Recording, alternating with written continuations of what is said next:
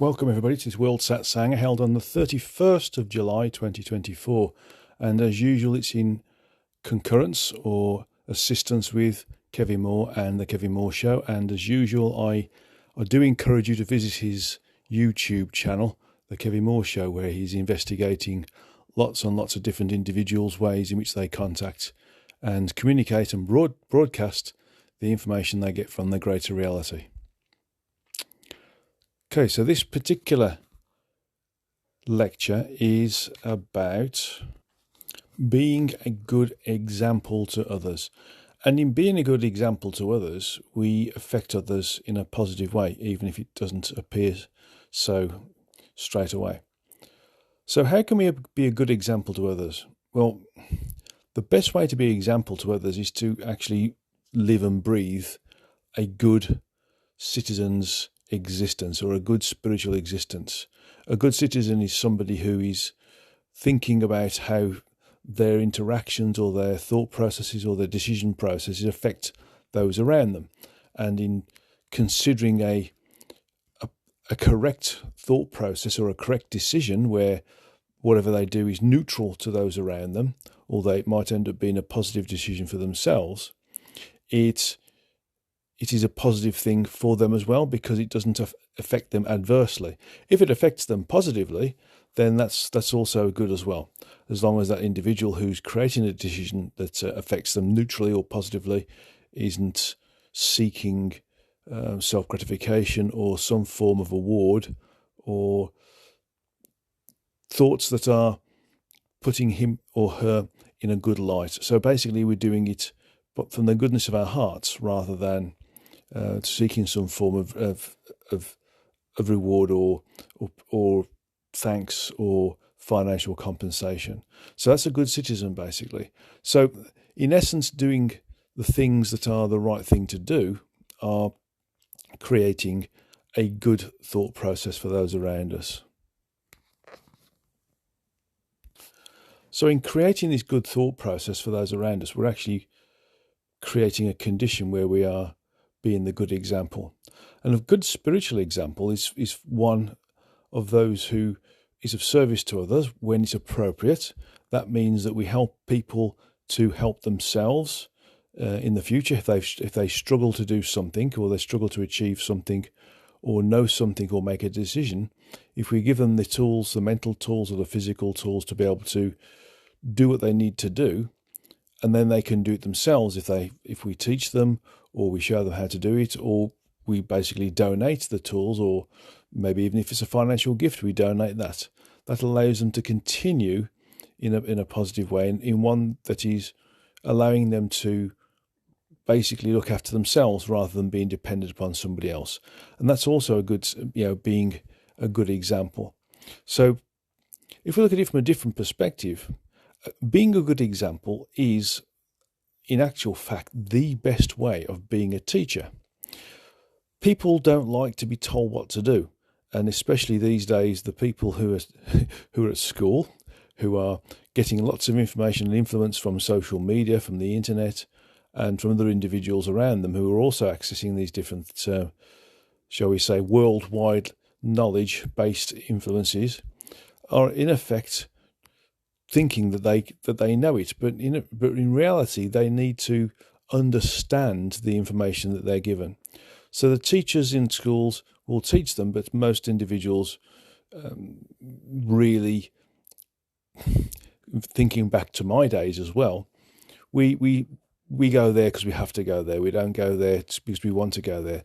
Those who go there because they want to go there, they're the ones who go on to do higher education. They go to university, they get their degree, they get their master's degree, and sometimes they get PhDs, and sometimes they continue in research, or sometimes they continue to use their higher qualifications to help them do well in their education. But this is like a forced level of teaching, and forced teaching or compulsory teaching is something that most individuals will resist in some way, because we don't like to be told what to do. We don't like to be led in a forceful way or a compulsory way. We like to be able to think that we're learning in our own way. We like to be able to think that we are able to teach others. However, trying to teach others creates the same condition as being taught ourselves or being force-fed information ourselves.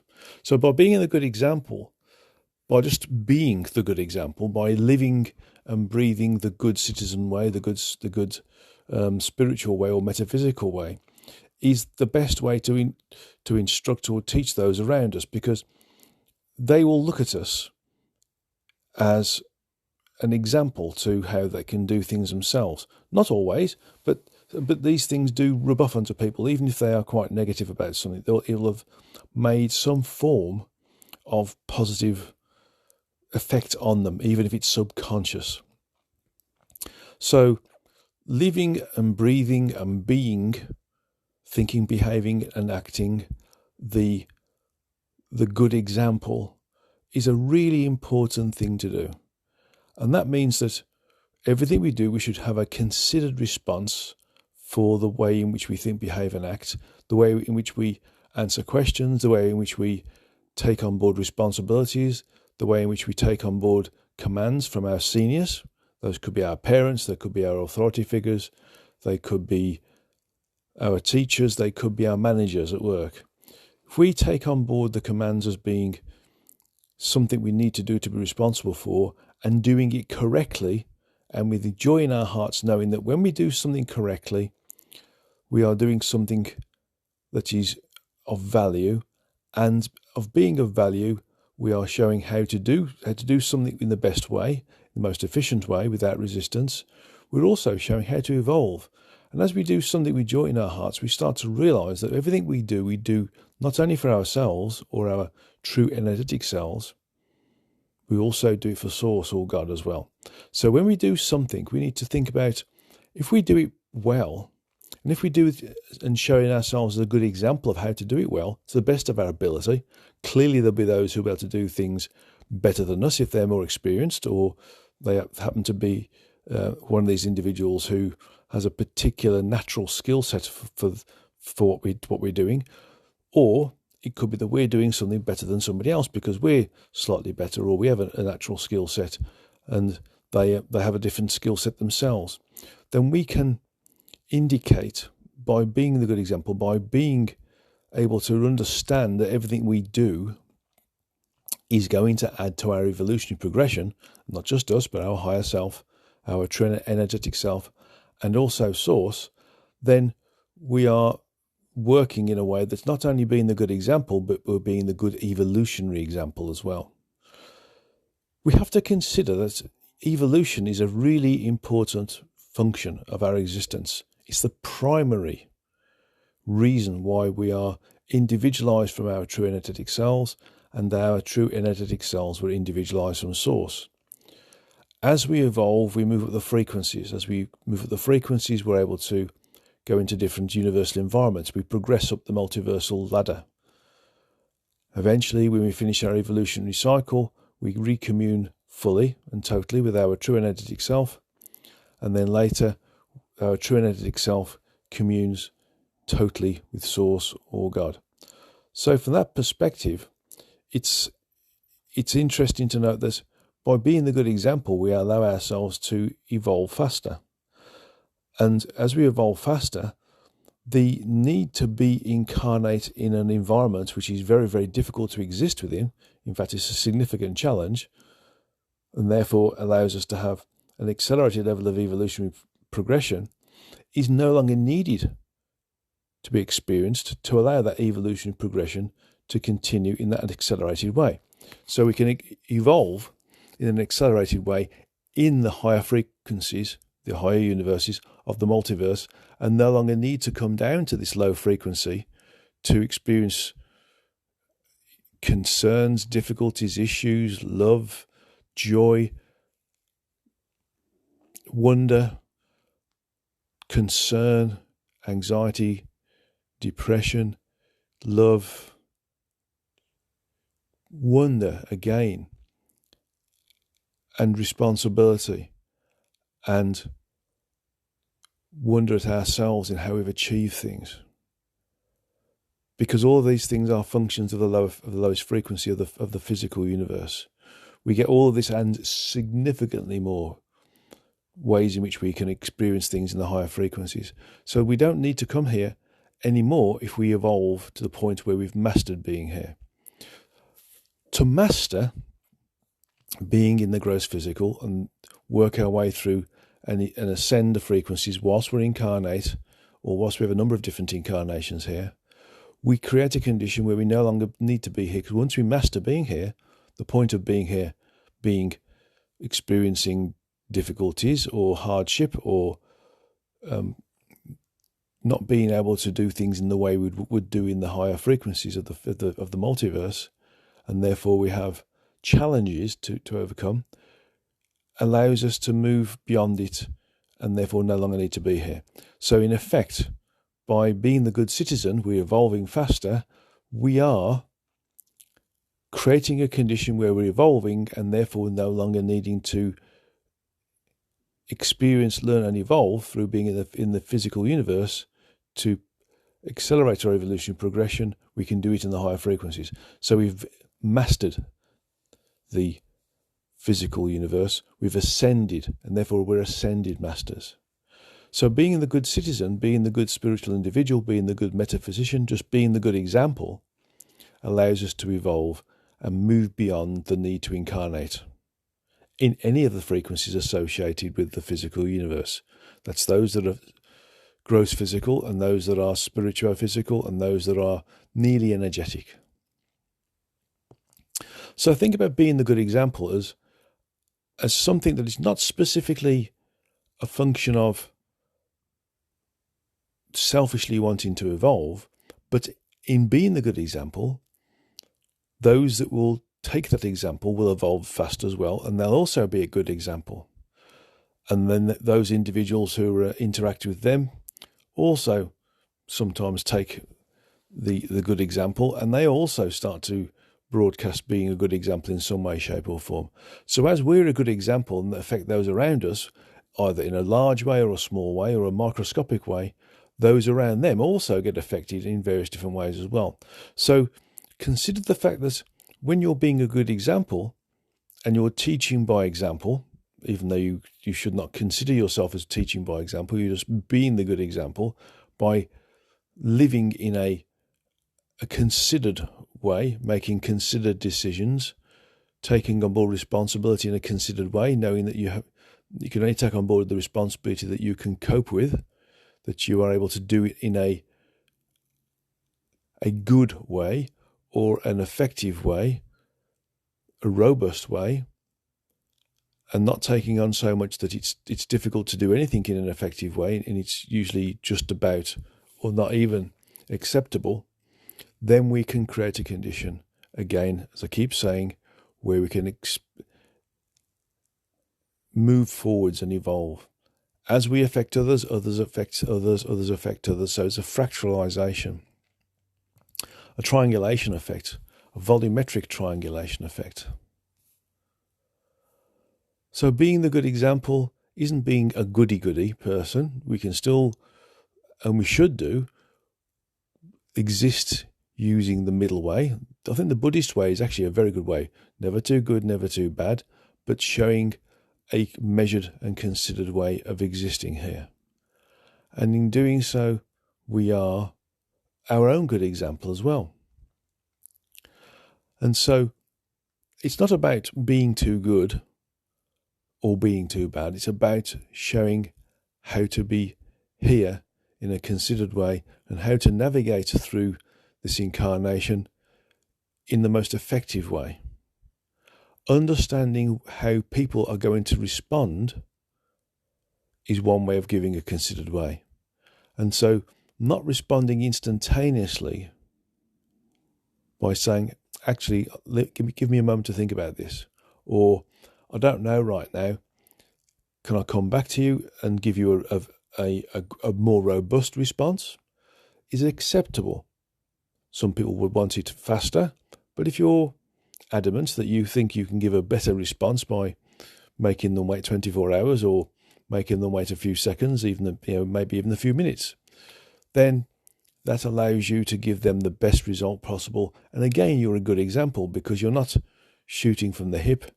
You're not giving them half an answer or sometimes having to backtrack on the answer.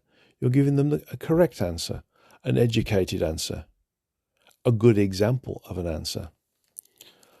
And so being a good example is about how we think, behave, and act, how we interact with others, how we're of service to others, not just doing things for them if it's necessary, but also teaching them how to be independent themselves.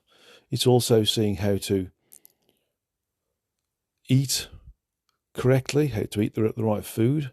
It's also how to work with the environment correctly. It's also how to interact with individuals in circumstances correctly. It's also how to interact with those individuals in the circumstances, in the different environments we find ourselves correctly. So being a good example is being a good teacher. It's being a subliminal or a subconscious teacher. So think about this. Next time you interact with individuals, think about how would you prefer to interact with them? How would you prefer them to interact with you? And then choose that best route and be the good example. Let's move on to the questions and answers.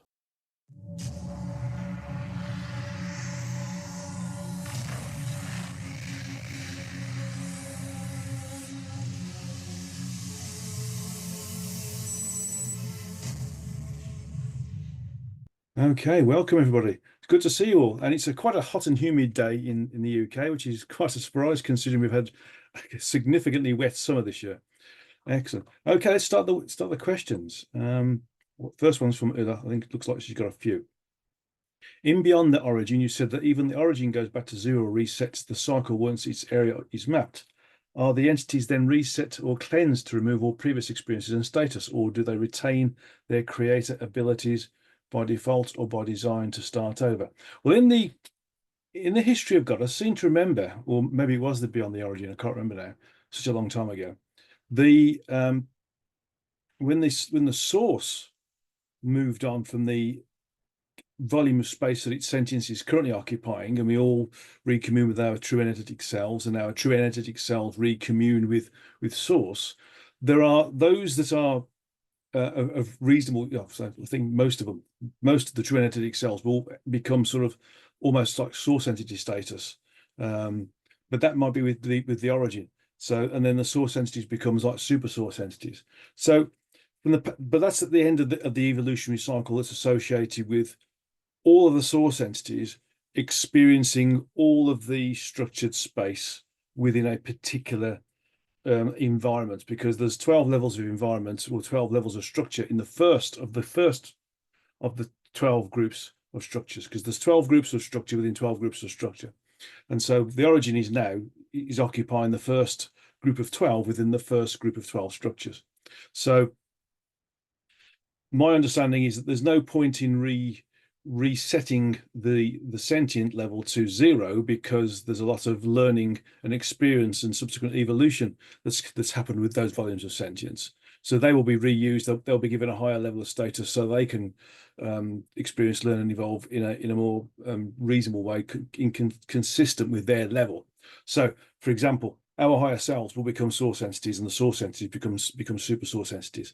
I think at the start I got a little bit confused with the Beyond the Origin and Beyond the and the History of God. So just consider it that way around. What is the percentage of backfill people on the planet right now in July 2024? It was 58% in December 2023. It's the same. Actually, it's interesting because I had a client 2 days ago who asked a very similar question. And I got the same answer. So I believe there's a little bit of equilibrium right now associated with the number of backfill souls, or that genre of sentience that's been allowed to incarnate and becomes obviously backfill souls, or souls that are in between the animal and the human soul, but still allowed to incarnate on Earth with individualized free will. And it seems to stay there. I'm getting the feeling that there's going to be a maximum level where it can't be more than 65%. That's what I'm getting now. I saw 35% as the number of human souls, or those souls we classify as human. So I think so it'll get to a maximum of 65%, but not yet. The moment is still 58. Next question. You said in about 100 to 150 years, people will finally realize that their leaders and governments have all been wrong, self-serving and autocratic. There was a changed mindset around the globe. Is that timeline already happening or accelerated in some parts of the world? It's, it's. I believe there's like a seed already there. And I was picking this up the other day, and I was speaking to a different client this time, and I found myself explaining collectivism as a new term, and that'll have to go into the glossary, the so-called Needler lexicon. But collectivism is something I'm going to lecture on. I'm going to put it on the World Satsanga lecture probably in a couple of months' time, because it's an interesting concept. It's not communism. It's not being in like a commune or a community of some sort. It's about a self-governing, self-realized way of individually controlling ourselves in a law-abiding way, and a service-based way, whilst also considering ourselves and considering the environment at the same time. So it's a larger sense. So I'm starting to see that's coming forward a little bit earlier. So we might start to see the first part of it, which again is going to be a different lecture, where we start to incorporate what I've been told to call a checksum function, where rather than we govern ourselves totally and therefore don't need leaders, we create a condition where the checksum analyzes those leaders or those potential leaders that have bubbled to the surface during an election period. So, for instance, right now we've got two people in the States who are going to be potentially the next leader within the States, the Republicans versus the Democrats. If those two individuals don't meet certain criteria, even though they've been voted there by the local electorate, they will be put to one side because they're obviously not, they're there by human preference rather than by their capability, by their real capability. And so new people will be invited to come into it. And that's like a halfway house or a start point where we start to consider that actually we can't let this process continue, because it's going to lead to an undesirable way of being governed. So the checksum comes into place, quantifies whether these potential new leaders are good enough and have the skill, the quality.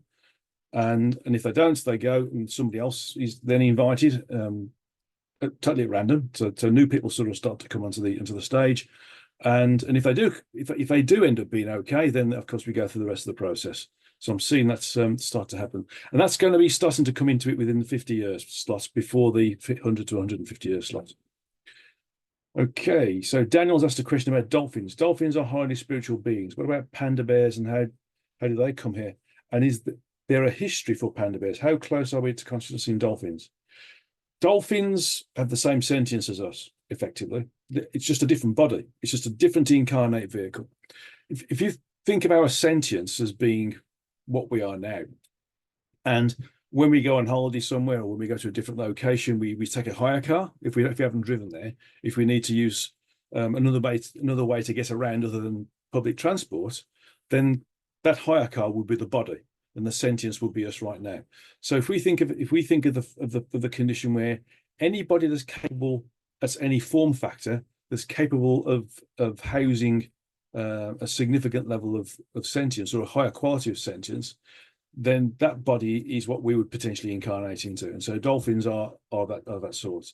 Pandas, my understanding is that they're not specifically sentient from the human perspective or the backdrop perspective. They're sentient from the animal perspective, and as a genome,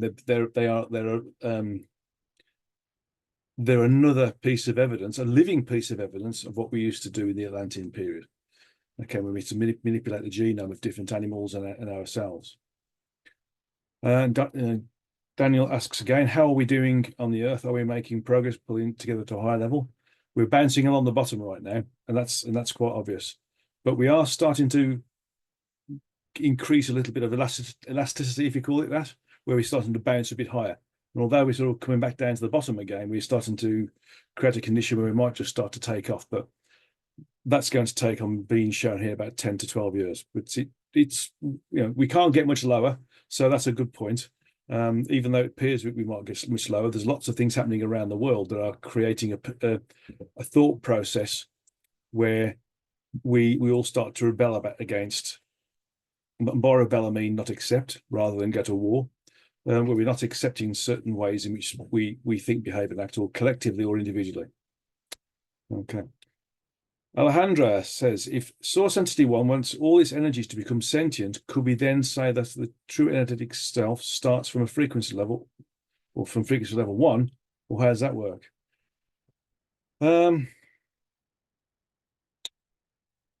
Energy is just a vehicle, basically. I mean, there's two ways in which sentience is created. One is individualization of sentience from a higher volume of sentience, which is what our higher selves are, in variance to the source, and what we are in variance to our true energetic selves.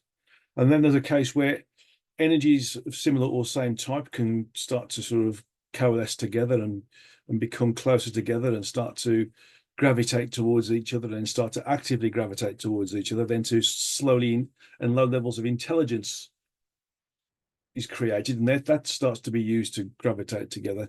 And so that's the way in which energies will become sentient. But energy itself isn't necessarily a way in which sentience will progress, because sentience can move and does move from sentience to sentience. Sorry, sentience does in fact move from energy to energy to experience what that energy does. So in effect, it's not a case of, could the source make all energy sentient? It's more a case of how is the sentience that is the source and therefore the origin going to expand into and fill that energy that it can use for any form of experiential evolutionary purposes. Okay, next question from Alejandra again. Which being could we consider as the lowest level of sentience manifest in the physical? In what frequency level does the true energetic self get in order to become considered human? Well, effectively, the lowest level of sentience is basically in the gaseous sense, the nebulae sense. That's the lowest level of sentience, because it's not specifically capable of creating anything or doing anything other than being part of something. So that's the lowest level of sentience, is basically any function associated with the physical, and any function associated with any of the universes. That's the lowest level of sentience. Anything that interacts with that environment is a higher level of sentience. So for instance, the sentience associated with plants is higher than that associated with gases or nebulae or galaxies. Again, minerals are above the plants. The animals are above the minerals. The backfill genre of soul is sentience is above the animals, and the human quality of sentience is above the backfill. Now, the backfill and interestingly enough, there's because of the way in which animal true energetic cells interact with us, they can actually at some point, it's rare, it does happen though, they can at some point leapfrog the gap between the animal level of sentience or quality of sentience, the backfill level of sentience, to the human level of sentience.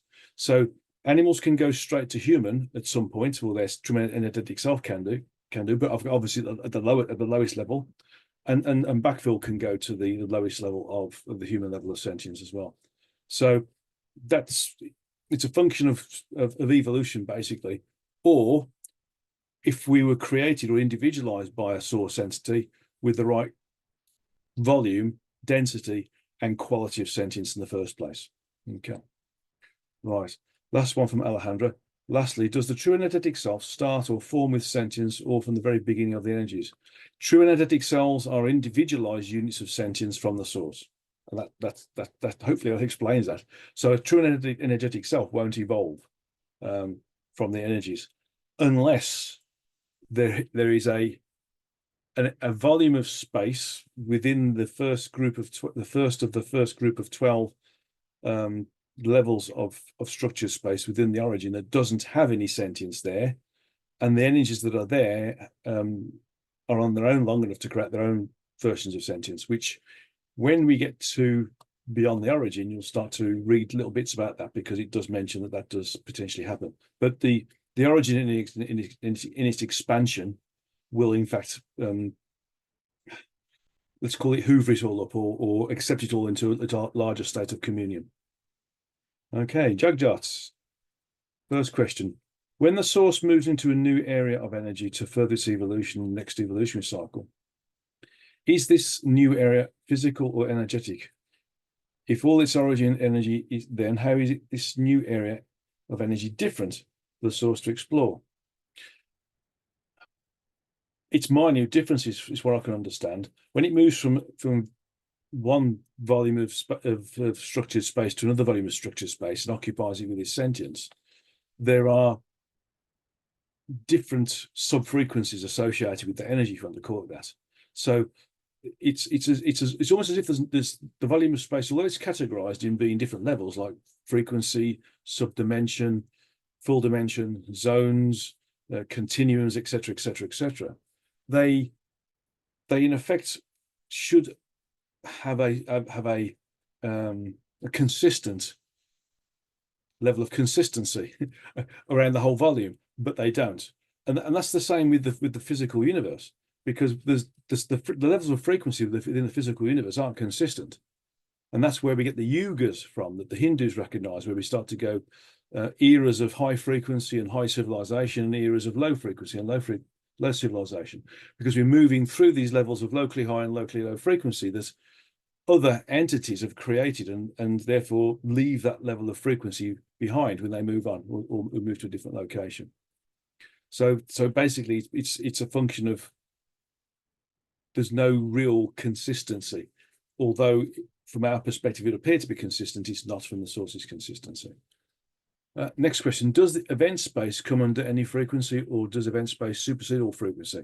It pervades everything. It pervades absolutely every level of structured space within my understanding, the first group of 12 levels of structured space that the origins sentience is currently occupying. It will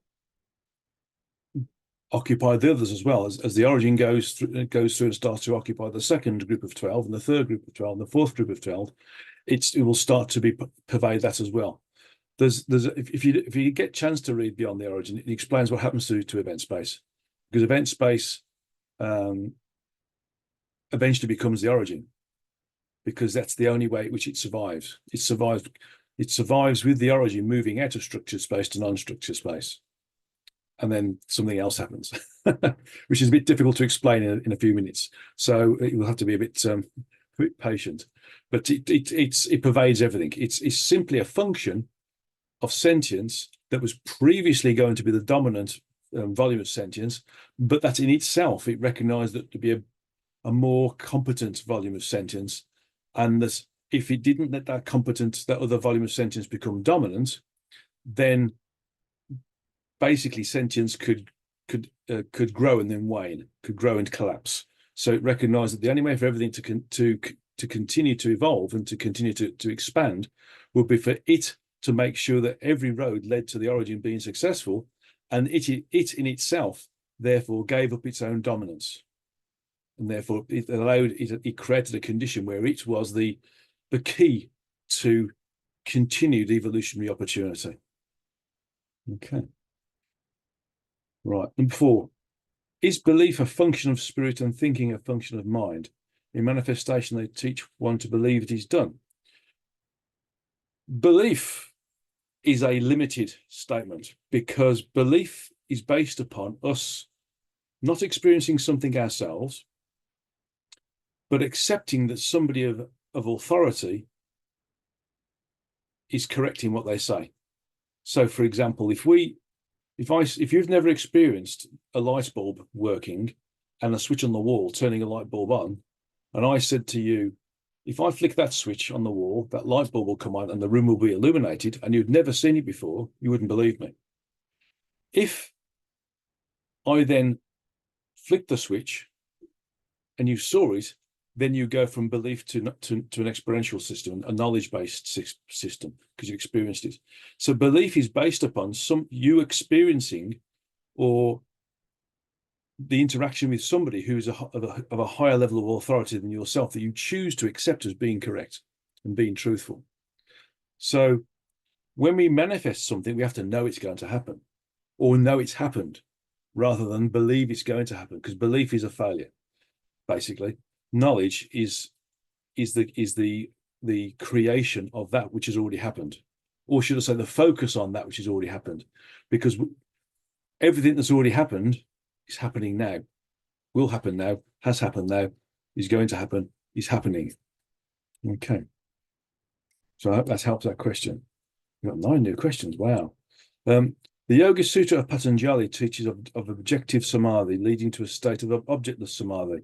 Your method of traversing the frequency, will it be considered objective or objectless way of samadhi? Objective means that you're entering into transcendental meditation, or you're leaving the body, or your sentence leaves the body with a particular function associated with it. You have a particular desire to do something. Objectlessness just means you're in a state of beingness. So the traversing of frequencies is the objective samadhi, basically. It comes under that heading. And the number 6 from Jagdat is how much empathy should be experienced? Is it good to be empathic at cost of self-sacrifice? Empathy is a good thing, provided we don't take responsibility for that which we're being empathic about. So, for instance, if somebody's experienced some difficulty, and we have empathy for them, that we want to help them, and we're of service for them or to them, then if we help them in a way which is helping them to become self-sustaining, then that's fine.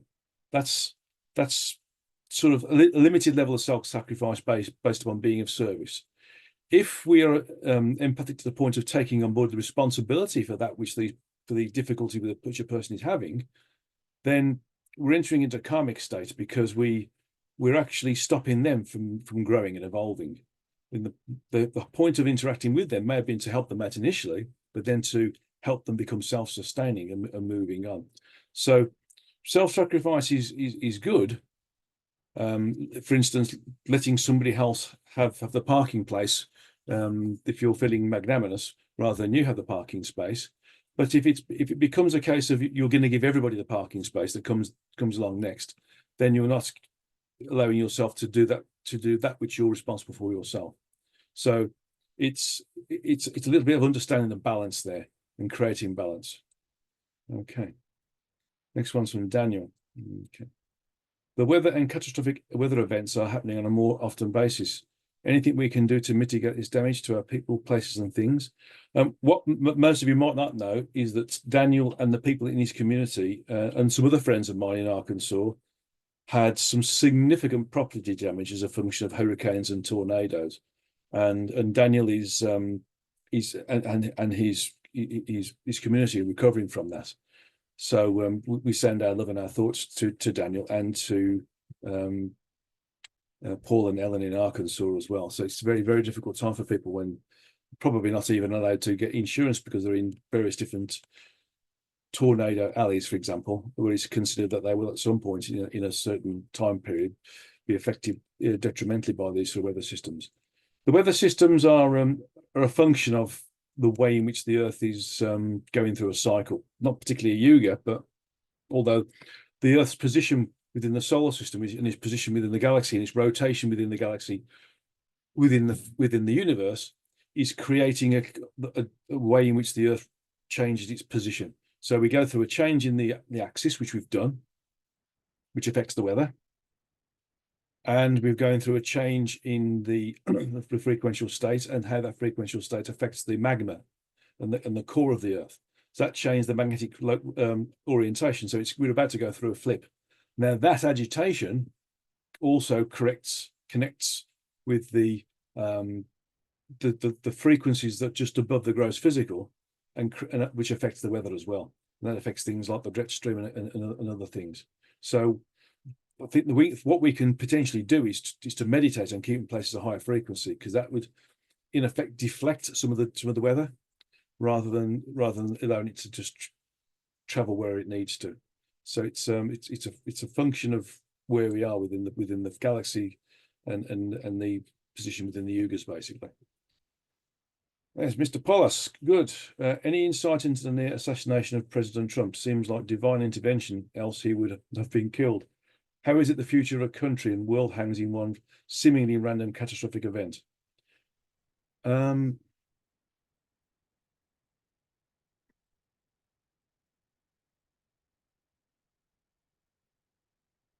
What I am being shown here is that it was designed to make him be more reasonable, and it doesn't seem to have worked. So there are times when our guide and helpers recognize that we're not doing things the way we're supposed to in our incarnation, and that means that we have to change direction. Now, sometimes it's quite minor stuff, and sometimes it's quite significant stuff. And with men generally, if it's localized to the men, for instance, we're not changing jobs, or we're trying to be too career minded, or we want to experience things that we don't need to experience, then Barbara Brennan said that heart attacks are the best way to stop men from going in the wrong direction. It slows them down, stops them. And with ladies, it's other bodily related functions. But in this instance, it was a way of slowing him down, a way of changing his thought process. And it did for a moment. It actually did for a moment, but now it's not working. So I suspect that these guide and helpers may well be working on another planet somewhere in the background. So just have to watch this space, I think. Daniel says again, there seems to be an intensity on the planet and more separation between people, even in tight-knit families. How can we bring people together with more loving attitudes and kindness and forgiveness? There's the next question down here, which is part of it. Will there be a major war that we will experience in our lifetime? We're almost on the edge of that. But what I'm seeing is that, again, at the start of this self-governance period, where we start to consider the potential for the checksum rule, is that the only way to think, behave, and act is in a higher frequency way. And if we think, behave, and act in a higher frequency way, and we actively do it without pushing it into people's faces, we just show how to be by being in a good example. Then eventually people will start to look at that, because they say, well, they're having a good life. Why are they having a good life? Oh, this is how they're behaving. They're content and they're happy. Perhaps that will work for me as well. And so if we start to become the good example, eventually people start to copy it, because they see that the way that they're thinking, behaving, and acting actually doesn't create contentment. It just creates frustration. And so when people start to get fed up of being frustrated, they start to see how other people who aren't frustrated and who are happy and content and are willing to not have expensive cars, expensive jewelry, expensive houses, etc., yachts, etc., then things start to change. So be the good example, and that will help everybody. Okay.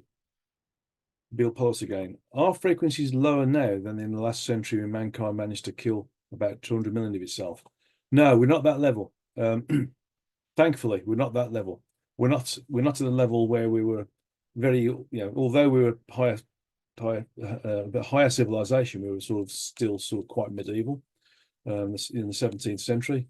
No, we're better than that right now. Not much better, but in general, we are better, which is important. So it's worthwhile considering that we are better than we were, and that we should use that as a springboard. Okay, Lucio asks a question. By when should the large majority stop being religious and accept more science's discoveries about the source and our origin and our spirituality, minimizing the existing polarities and duality?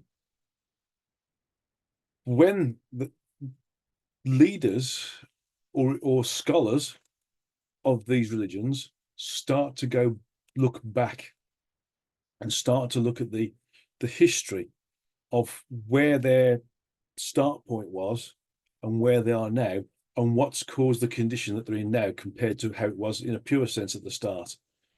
And when they all start to realize that all of the different major religions and their little spin-offs actually started from the same place, or different understandings of how to achieve self-awareness or samadhi whilst being incarnate, then people will start to realize that it's nonsense to follow this blind way of understanding something, when actually we need to undress it and go back to the bare bones of what it was all about. And we start to recognize that there's other ways of achieving the same bare bones, and it's just that there's been different teachers there, and these different teachers should all be recognized as being great sages or great exponents of us maintaining a self-awareness or a level of self-awareness while we're in a lower frequency.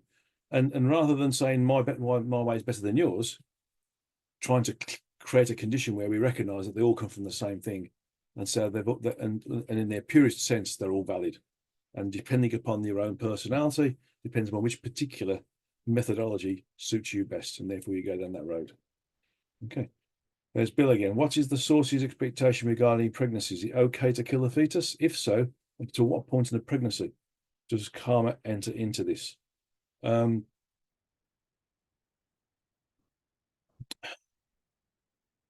the perspective of the association of the aspect or the soul with the fetus, when the fetus starts to have an association with that, with the soul, i.e. the soul is starting to come and go and start to become associated with and start to understand how to animate that particular form factor or body type, at that point it's not right to terminate a pregnancy.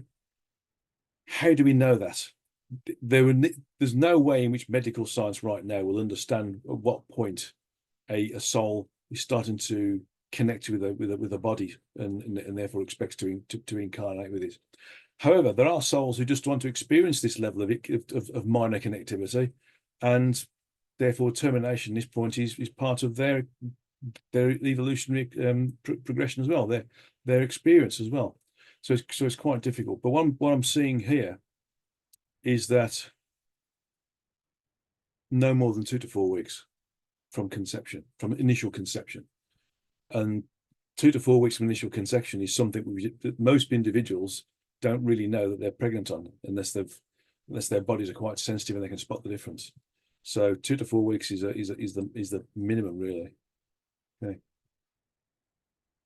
Okay, next question. Is our source entity surprised at the current state of the human race? Is it indifferent? Does it have an expectation? Will it intervene? Is the expectation not being met? There's no real expectation being. Basically, what the source would like us to do is to not go down the same route we've gone down a number of times before. There are parts of the civilizations of man and its different variations that have basically ascended. I mean, the Mayans are one. Some aspects of the Atlanteans were one, but another group of them left the planet. So, with mechanical means rather than energetic means by ascending the frequencies. So there are groups within the groups that have achieved this level, have achieved ascension basically, and moved into a position where them as souls don't need to incarnate in this particular gross physical frequency. They can incarnate into the 4th or the 5th level, or move quite beyond it. But it just lets us get on with it, because in effect, as we get on with it gets on with it, because we're parts of it. We're less than nanoscopic volumes of its own sentience. So irrespective of what we do, it considers that if it's creating a little bit of overlap, or it's creating a concurrence, or it's creating completely different experience, and therefore completely different levels of evolutionary content, then it's an acceptance of it. It's only when the entities that are in the service to those who are in the evolutionary cycle consider that there's no benefit in to continue to go down a particular route. That means those entities are the curators who are considering that we're not going to experience anything much different than what we've experienced previously when we've tried to destroy the civilization. Then they will create a reboot basically and start again, like the one we recently had, which is between the Atlantean period and the Egyptian period. So the source lets us get on with it because it's any form of experience creates a level of evolution, irrespective of how, from a human perspective, how ridiculous it is. It's all a function of evolution. Okay, we've got 5 minutes according to the timer. Daniel's asked, he made a statement or a question. Do you as a spiritual leader have high hopes for our spiritual success? Can we achieve high levels of spiritual success on this planet with these souls? What did we learn from the post office scandal? Oh, how is this useful? Again, this is all part of the self. I'll answer this second bit first, last actually. We have significant potential in this particular location, in this particular frequency within the physical universe. This particular planet has an extremely high level of potential to be able to accelerate our evolutionary progression, provided we start to recognize that we need to govern ourselves in a mature way, individually and collectively in a mature way. And that's not to ourselves, it's governing our environment and how we interact with the flora and fauna associated with that environment.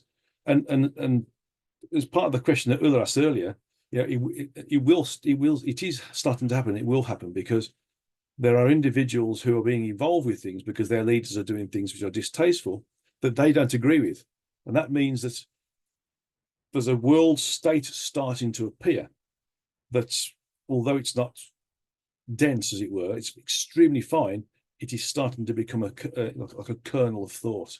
And that is going to create this potential for when we are going to start to become an advanced civilization, an advanced mature civilization, where we go into collectivism rather than just communism, rather than just being not communism as in terms of the old thought process of communism, but being in communism in terms of working for each other and working in service, but collectivism, which is a different statement altogether. Okay, what did we learn from the post office scandal, and how was this helpful? Basically, that there needs to be clarity. There needs to be transparency in everything. When we are a higher frequency, when we are more mature, everybody will know everything else, and so these types of deceit won't be able to be in existence because it won't go that far. So, from that perspective, it's sort of illustrating that the truth always comes out, and so why not live in the truth rather than live in a lie or a state of error or a state of deceit. Okay, I think we've got one more question because we're going down to the last couple of minutes, and Alejandro's asked it. Is the Sri Tantra the geometry of the sound of the Om? From your perspective, what does the sound Om is? Or I'll start again. From your perspective, what is the sound of Om? Or what does it have a sound or a symbol? My understanding is there's no symbol associated with Om because it permeates everything. It's like but what I will tell you this now is, from my understanding, and I've just had it ratified as I was speaking, the sound of Om is basically the base resonant frequency of everything in the multiverse, certainly in the physical universe, the multiverse. But it's also the resonant frequency of the aberration in non-structured space that allows structured space to exist. And structured space exists because there was potential in non-structured space. And so that aberration creates a resonant frequency, and that resonant frequency is on because it's part of structured space, and that's where we are right now. Right at the bottom of the first of the first group of 12, but we're in the first of 3 levels of the first group of 12. Okay. Good question. Thank you. So there's no geometry, it's just this part of an aberration that's created structured space in non-structured space by having the pure potential of something. Thank you, everybody. Excellent questions. I hope I've spoke a little bit slower than normal, and I hope I've answered the questions in a reasonable way. Much love to you all, and hopefully seeing you in August as well, which should be the 28th. So nice day to you all, and much love to you all. Okay.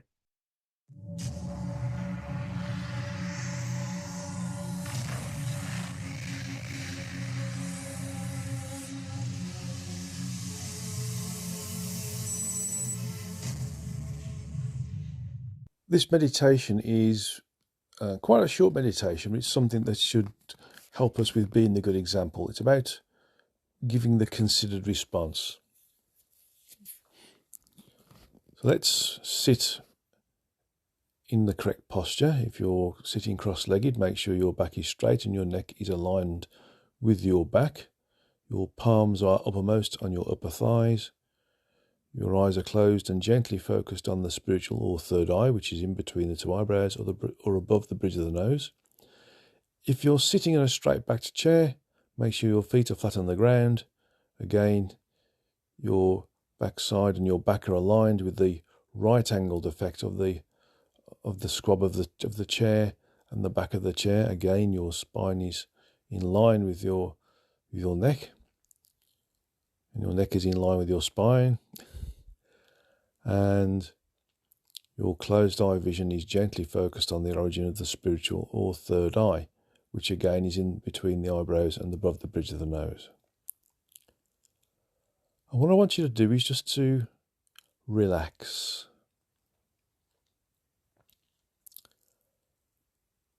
And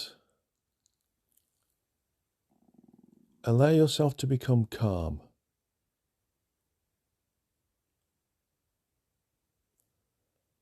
Don't think about anything. Don't think about the jobs you may have to do at home or tomorrow at work. Don't think about whether you've got to wash the car or go and get fuel for the car. Don't think about whether you've got to wash the plates, the pots and the pans in the kitchen after your evening meal or after your lunchtime meal. Don't think about whether you've got to put the washing in the washing machine. Just allow yourself to be content and calm.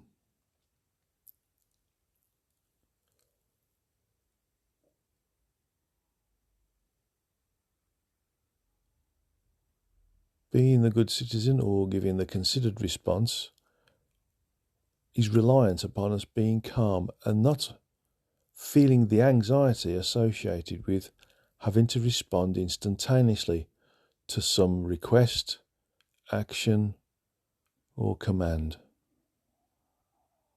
or responsibility. Clearly we have to do it, but let's give ourselves time to be calm and collected and allow ourselves to do whatever we need to do in a timely manner, but without rushing. Allowing ourselves to do it properly, allowing ourselves to do it robustly, allowing ourselves to do a robust job in a repeatable way without having to do it again because we've done it badly or poorly. So giving ourselves time to consider what we have to do, when we have to do it, and how we have to do it is really important. And the only way to give a considered response or to give yourself time to consider is to relax into yourself. Give yourself time to do the job properly, not over-promising and underachieving, not under-promising and overachieving, but just achieving. So just reach a state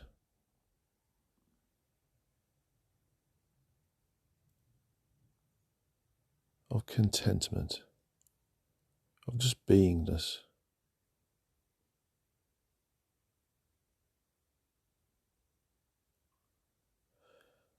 Just allow yourself to consider just being. Even just being can be done poorly, or well, or in a masterly way. If things are bouncing around your mind, you're not allowing yourself to be still and just consider things.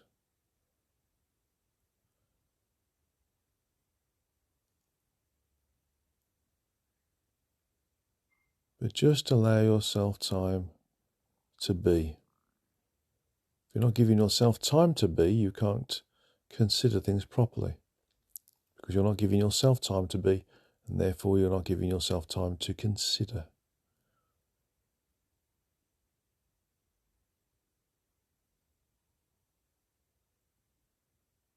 And the way to give a considered response is to give yourself time to be content in what you are.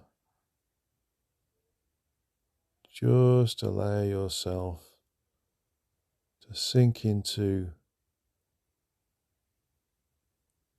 a wonderful state of just being.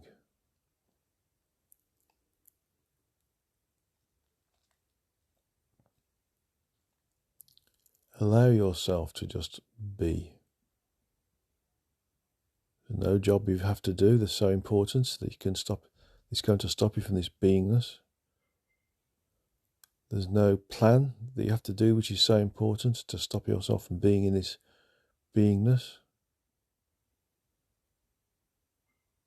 There's no need to communicate with somebody that's so important that it stops yourself from being in this beingness. The only thing that's important is being in this state of beingness. And being in a state of content beingness allows you to be in a state of considered existence.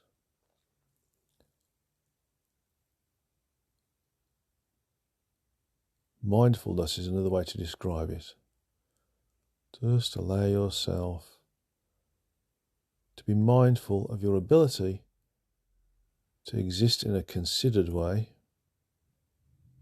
in a content way, in their way of acceptance, of pure beingness.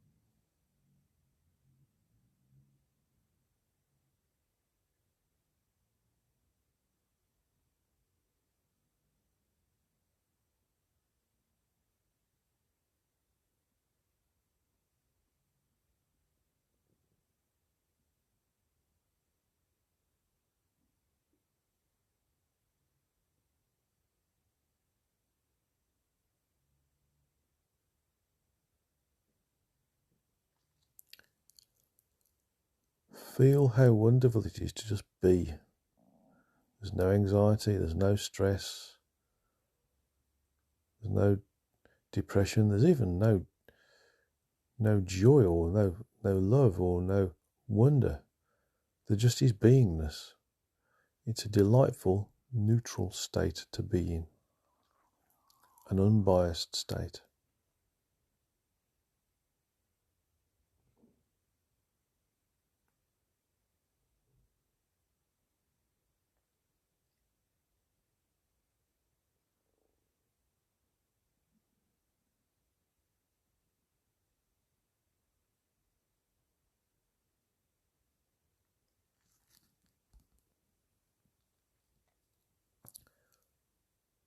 Just stay here for a few moments to let you absorb this state of being.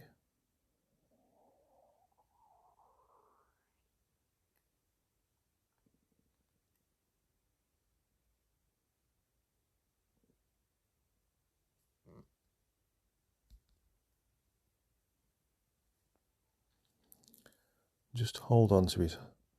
Hold on to this feeling, this state of beingness, as you slowly come back into the room that you're in.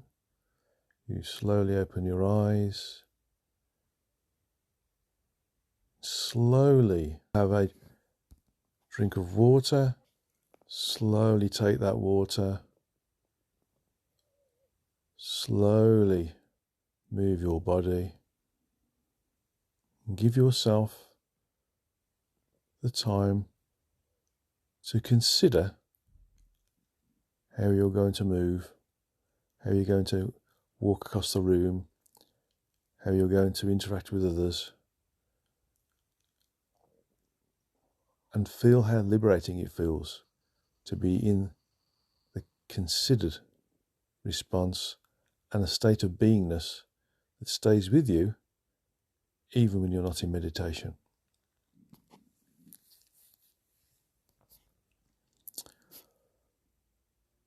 Well, thank you very much for participating in this World Satsanga. For those who participated in the questions and answers session, thank you for all your questions. And it's always a challenge to be able to channel the answers if they need channeling on the spot. Thank you for listening to the lecture, and thank you for listening to and participating in the meditation. Look forward to working with you in August's World Satsanga. Namaste to you all, sources and God's love to you all.